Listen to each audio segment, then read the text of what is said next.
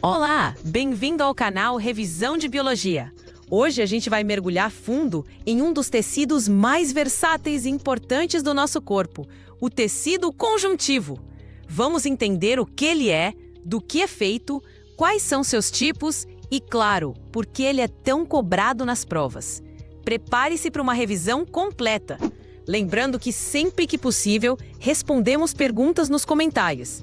Então, se surgir qualquer dúvida ou se você tiver alguma história engraçada sobre como decorou os tipos de células, compartilha com a gente. A ideia é criar uma comunidade de estudos onde todo mundo se ajuda. Vamos começar pelo básico do básico. O que raios é o tecido conjuntivo? Pensa nele como faz tudo do nosso corpo. Enquanto o tecido epitelial é o revestimento, a casca, o tecido conjuntivo é o que está por baixo, dando suporte, preenchendo espaços, conectando tudo. Ele é tipo a argamassa e a estrutura de uma casa, enquanto o epitélio seria a pintura e o acabamento. Ele nutre, defende, armazena e sustenta. Essa variedade de funções já te dá uma dica.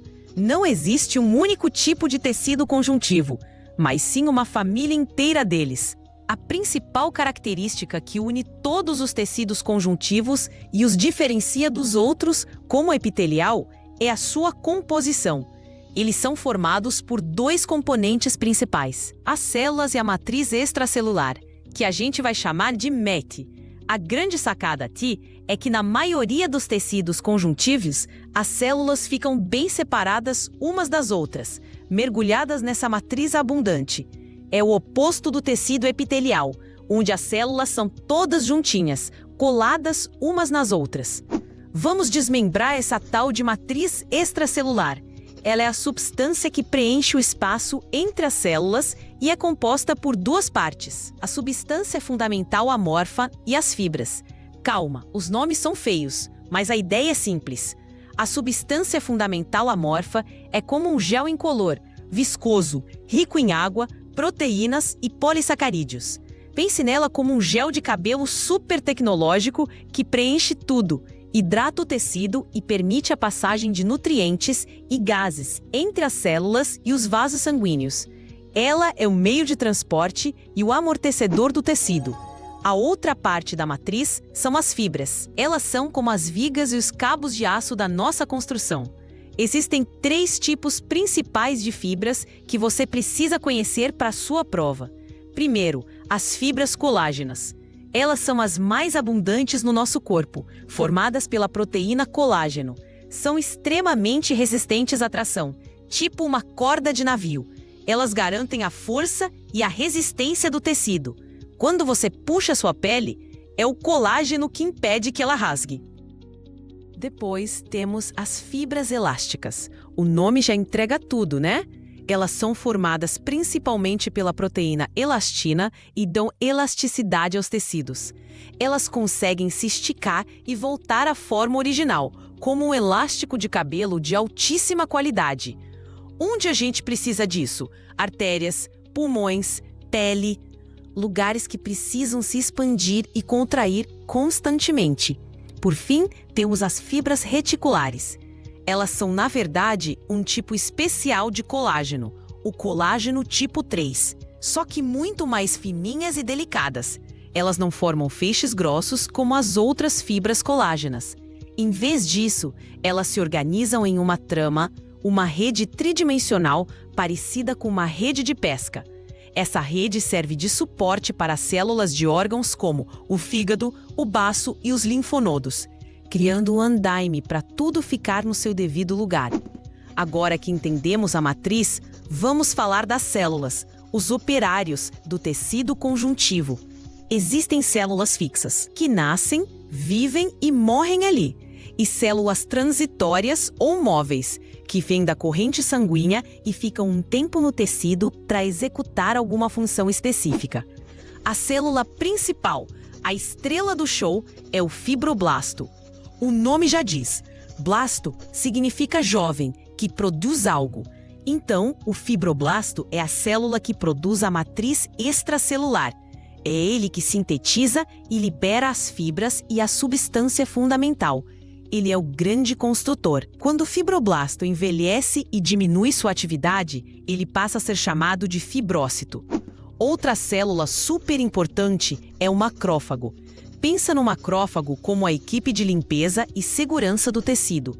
A função dele é a fagocitose, ou seja, ele come partículas estranhas, como bactérias, vírus e restos de células mortas. Ele é essencial para a defesa do nosso organismo. Os macrófagos se originam de células do sangue chamadas monócitos, que saem dos vasos e se diferenciam no tecido conjuntivo. Temos também um mastócito. Essa é uma célula de alarme. Ela tem grânulos cheios de substâncias químicas, como a histamina e a heparina. A histamina está envolvida em processos alérgicos e inflamatórios, causando a dilatação dos vasos sanguíneos e aumentando sua permeabilidade. A heparina é um anticoagulante. O mastócito é tipo aquele porteiro que, ao ver algo estranho, aperta o botão de alarme, liberando essas substâncias e iniciando uma resposta de defesa. Nem podemos esquecer do plasmócito. Essa célula é uma verdadeira fábrica de anticorpos. Ela se origina a partir de um tipo de glóbulo branco chamado linfócito B. Quando o nosso corpo entra em contato com um antígeno, um invasor, os linfócitos B se transformam em plasmócitos, que começam a produzir e a secretar grandes quantidades de anticorpos para combater a infecção. Eles são peças-chave da nossa imunidade. E, claro, temos as células adiposas ou adipócitos. São as células que armazenam gordura. Elas podem ser encontradas isoladas ou em grandes grupos, formando o tecido adiposo, que veremos daqui a pouco. Elas são nossas unidades de armazenamento de energia. Beleza, agora que já conhecemos os componentes, podemos finalmente classificar os tecidos conjuntivos. A primeira grande divisão é entre o tecido conjuntivo propriamente dito e os tecidos conjuntivos especiais. Vamos começar pelo propriamente dito, ou TCP. O tecido conjuntivo propriamente dito se divide em dois tipos, com base na proporção entre fibras, células e substância fundamental. Temos o tecido conjuntivo frouxo e o tecido conjuntivo denso. O frouxo tem uma proporção mais equilibrada entre os três componentes. Ele tem bastante substância fundamental, o que lhe dá uma consistência mais delicada e flexível. Ele serve principalmente para preencher espaços entre os tecidos e órgãos, além de nutri-los e protegê-los contra choques. Pense nele como o plástico bolha ou isopor que vem dentro de uma caixa para proteger um produto frágil. Ele está em toda parte, abaixo da pele, envolvendo vasos sanguíneos, nervos e órgãos. É um tecido muito vascularizado e que abriga muitas células de defesa. Já o tecido conjuntivo denso, como o nome sugere, é caracterizado pela predominância de fibras colágenas. Ele tem menos células e menos substância fundamental. A função principal aqui é resistência, é ser forte. Ele também se subdivide em dois tipos, dependendo da organização das fibras, modelado e não modelado. No denso não modelado, as fibras colágenas estão organizadas em feixes sem uma orientação definida. Estão entrelaçadas em todas as direções. Isso confere resistência a trações vindas de qualquer lado. O melhor exemplo é a derme profunda da nossa pele. Você pode puxar a pele em várias direções e ela resiste, certo? É graças a esse tecido. Ele parece um pedaço de feltro, com as fibras todas bagunçadas.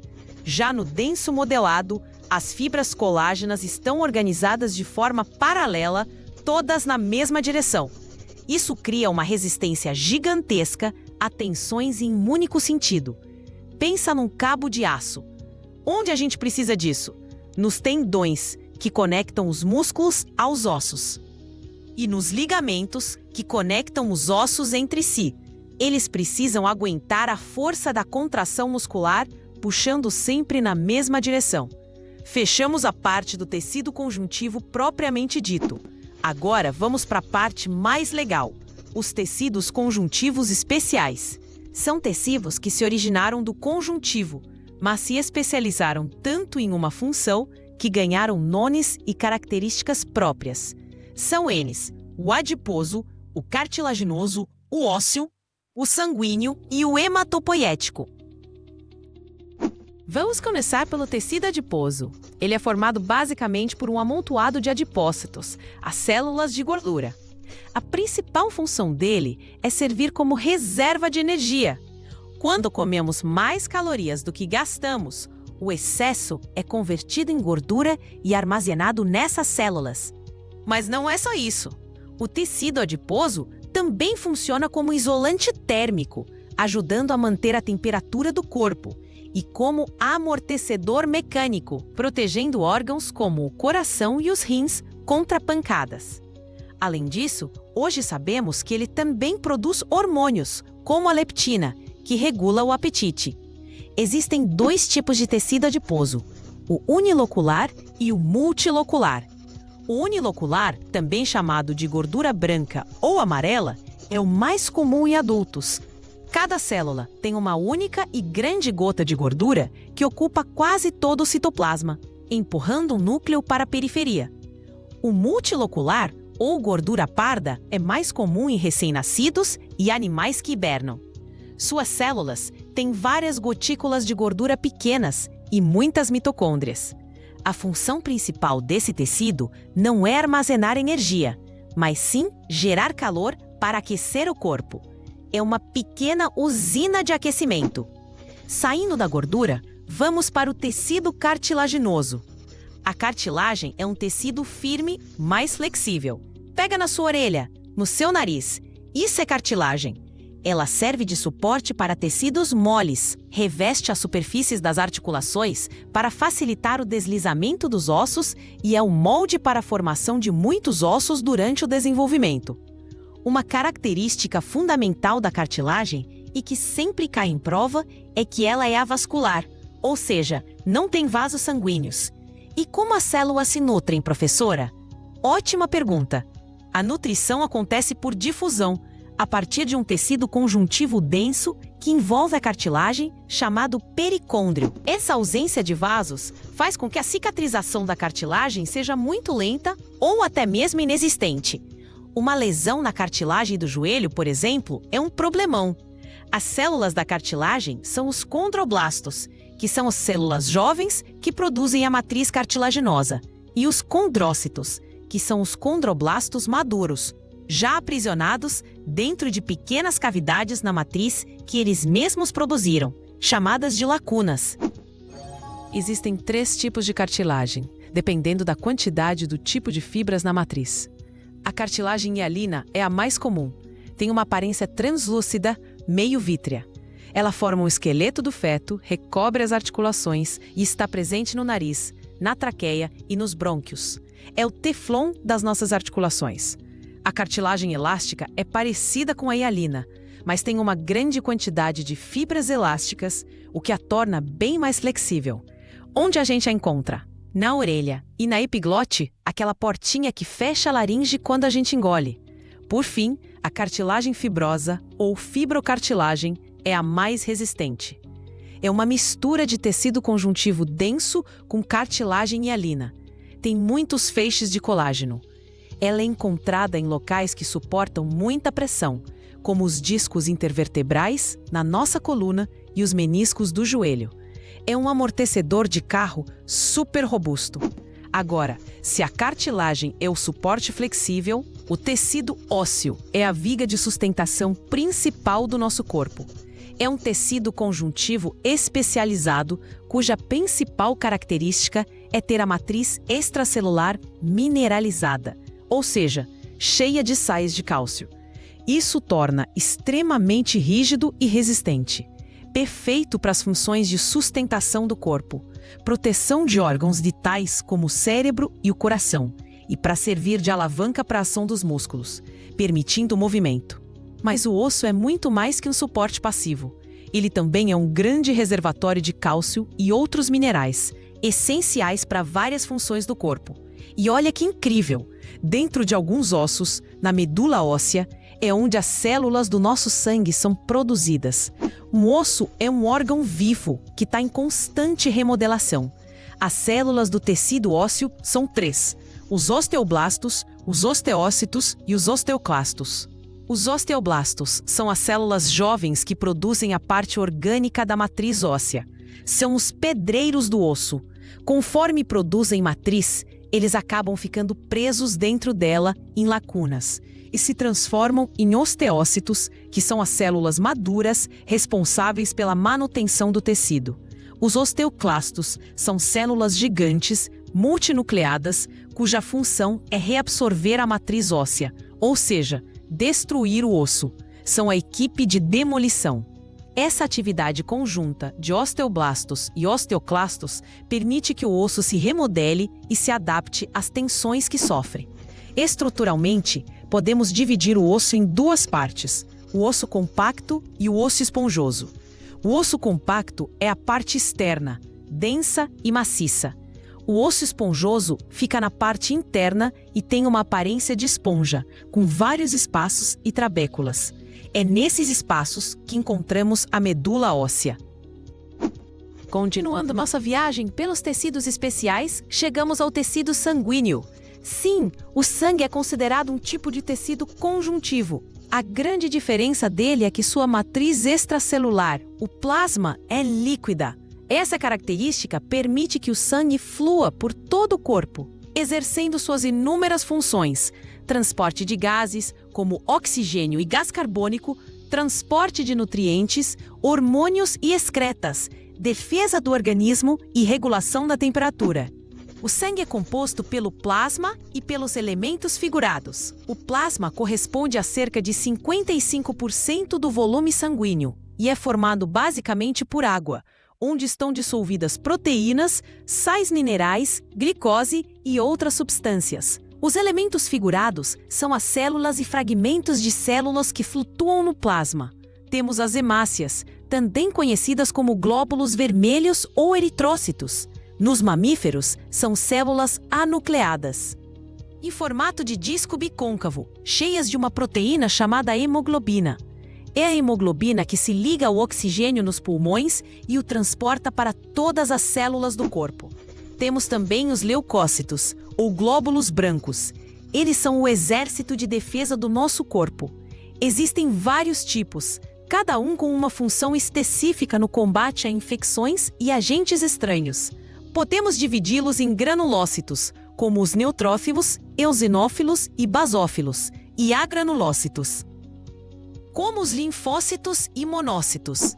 Por fim, temos as plaquetas, ou trombócitos. Elas não são células inteiras, mas sim fragmentos de células maiores da medula óssea.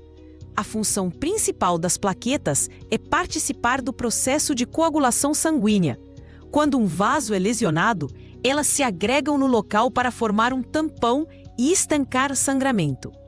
E de onde vêm todas essas células do sangue? Isso nos leva ao nosso último tipo de tecido conjuntivo especial: o tecido hematopoético. Ele é o tecido responsável pela produção das células sanguíneas, um processo chamado de hematopoiese. Ele é encontrado dentro dos ossos, formando a medula óssea. Existem 2 tipos de medula óssea. A medula óssea vermelha, também chamada de tecido mieloide, é a que está ativamente produzindo células do sangue. Ela é rica em células tronco-hematopoéticas, que são capazes de se diferenciar e dar origem a todas as linhagens de células sanguíneas, hemácias, leucócitos e plaquetas. Em crianças e jovens, a maioria dos ossos contém medula vermelha. Com o envelhecimento, grande parte da medula vermelha é substituída por gordura, transformando-se em medula óssea amarela. Em adultos, a medula vermelha ativa fica restrita a alguns ossos, como as vértebras, as costelas, o externo e os ossos do quadril. A medula amarela serve como uma reserva e, em casos de grande necessidade, como uma hemorragia grave, ela pode se reconverter em medula vermelha para aumentar a produção de sangue. E assim fechamos nosso grande tour pelo universo do tecido conjuntivo. Vimos que, apesar do nome único, ele é uma família enorme e diversificada de tecidos, cada um com sua especialidade, mas todos compartilhando a mesma origem e a estrutura básica de células imersas em uma matriz extracelular. Do preenchimento delicado sob a pele à rigidez do osso, da flexibilidade da cartilagem ao fluxo vital do sangue, o tecido conjuntivo está em toda parte, conectando, sustentando e mantendo nosso corpo funcionando. Dominar esse assunto é, sem dúvida, um passo gigante para garantir aquela nota alta na sua prova de biologia.